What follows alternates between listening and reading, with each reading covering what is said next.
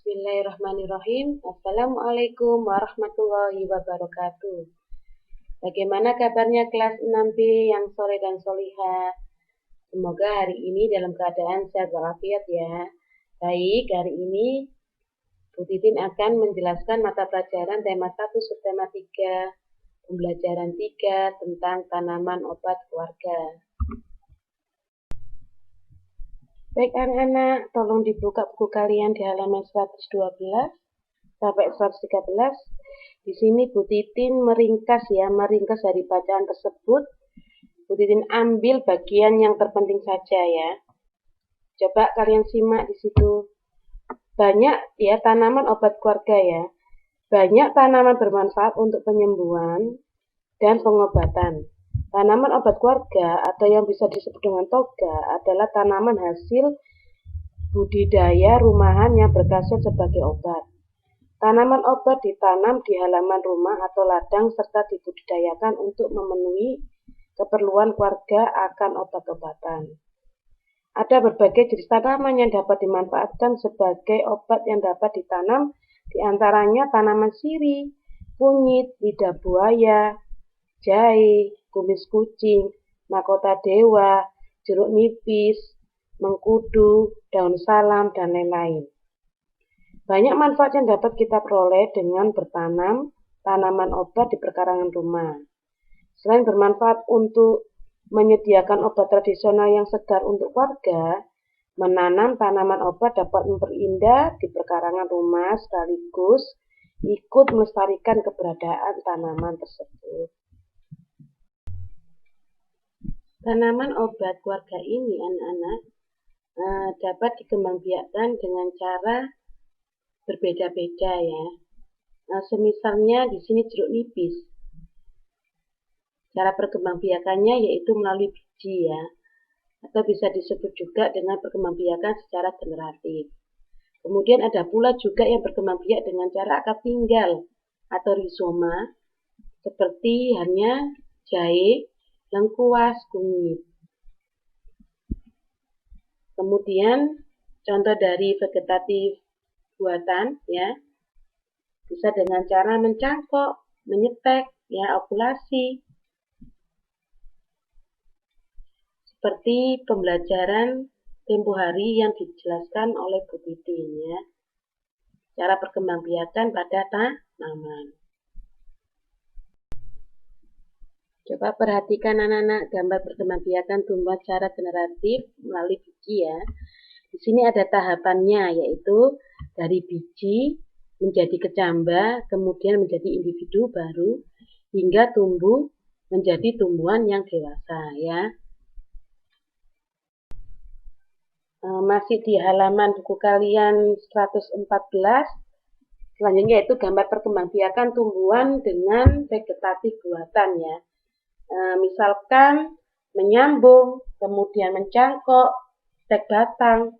Di sini merupakan contoh tahapan perkembangbiakan tumbuhan dengan cara vegetatif buatan ya.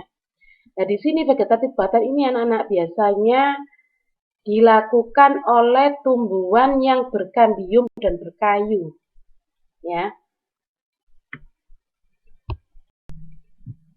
Selanjutnya tetap di halaman 115 yaitu gambar perkembangbiakan tumbuhan dengan vegetatif alami ya. Bisa dengan cara akar tinggal yang Bu Titin jelaskan tadi ya. Kemudian umbi lapis ya, umbi batang ya. Banyak sekali ya, seperti pembelajaran tempo hari ya. Di sini seperti akar tinggal yaitu seperti tanaman jahe, lengkuas, kunyit ya. Kemudian kalau umbi lapis yaitu bawang merah ya. Baik, materi selanjutnya yaitu di pembelajaran 4. Coba dibuka buku kalian di halaman 119. Ayo diskusi. Kamu telah memahami bahwa manusia selalu bergantung dengan lingkungannya, termasuk hewan dan tumbuhan. Sebagai warga negara Indonesia, kita patut bersyukur karena mempunyai keanekaragaman hewan dan tumbuhan yang ada di seluruh Nusantara. Nah, sekarang Di situ ada contoh perbuatan yang mencerminkan sikap peduli terhadap lingkungan, ya. Semisalnya di sini Bu Titin berikan contoh yaitu terhadap lingkungan, ya. Membuang sampah pada tempatnya. Itu salah satu contoh perbuatan yang mencerminkan sikap peduli terhadap lingkungan, ya. Kemudian contoh perbuatan yang mencerminkan sikap merawat hewan peliharaan, ya. Bisa kalian tulis di situ memberi makan, ya. Kemudian tempat tinggal yang layak bagi hewan peliharaan kalian, ya.